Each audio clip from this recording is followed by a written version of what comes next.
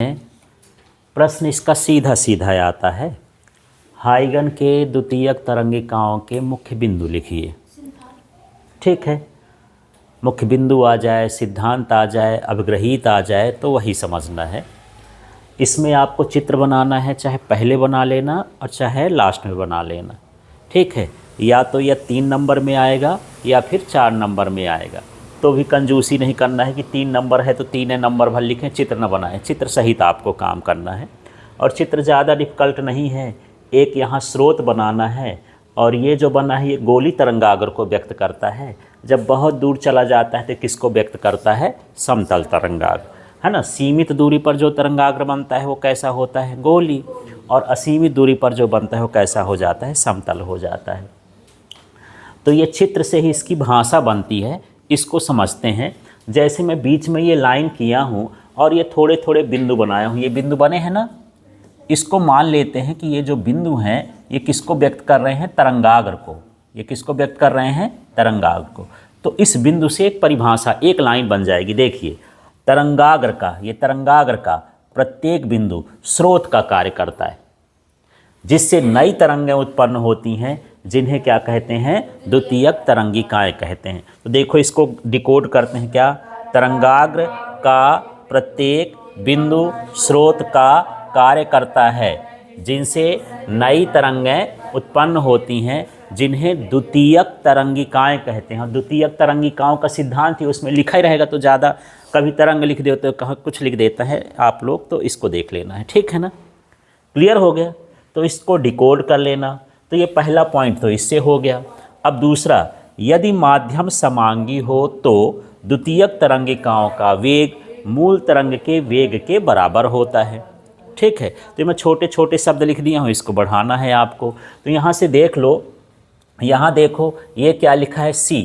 यहाँ भी मान लेते हैं ये C है। तो जो प्रकाश की चाल होती है वो C है। प्रकाश की चाल की वायु में क्या लिखते हैं? C लिखते हैं। तो इधर चाहे गोली तरंगाग्र हो या बहुत दूर जाकर के समतल तरंगाग्र हो, दोनों का वेग कैसा है? समान।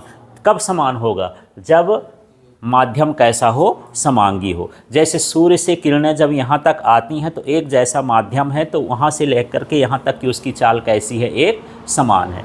तो बस यही है, यदि माध्यम समांगी हो तो द्वितीयक तरंगिकाओं का वेग मूल तरंग के वेग के बराबर होता है। तो यहाँ से बता सकते हो ये द्वितीयक तरंगिकाओं का वेग है, मूल तरंग के वेग के क्या होगा? बराबर होगा। जहाँ से स्रोत का मतलब जहाँ से निकल रही हैं तरंगें वो मूल तरंग कहला गई, और जैसे जैसे आगे बढ़ती जाती हैं द्वितीयक तरंगिकाओं के रूप में बढ़ती जाती हैं।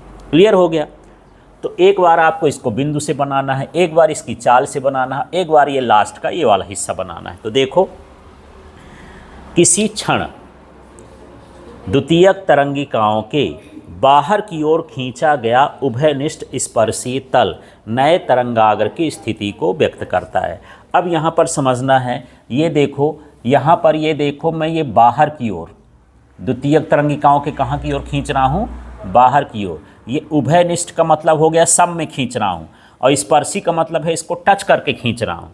तो इसका नाम हो गया उभयनिष्ठ स्पर्शीय तल।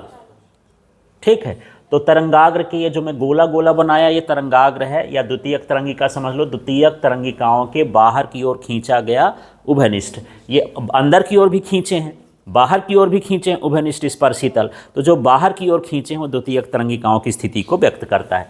इसी तरह से यहाँ पर जो है ये भी किसकी व्यक्त करता है? द्वितीयक तरंगिकाग्र की या नए तरंगाग्र की स्थिति को क्या करता है? व्यक्त करता है। तो देखो, किसी क्षण द्वितीयक तरंगिकाओं के बाहर की ओर खींचा गया उभयनिष्ठ स्पर्शीय तल नए तरंगाग्र की स्थिति को व्यक्त करता है। तो इस तरह से 3 पॉइंट हैं। यदि आपसे चित्र बनता है तो चित्र को शब्दों में ट्रांसलेट कर सकते हो, तो आसान हो जाएगा। ठीक है, क्लियर हो गया? लिख के देखो अब आप लोग।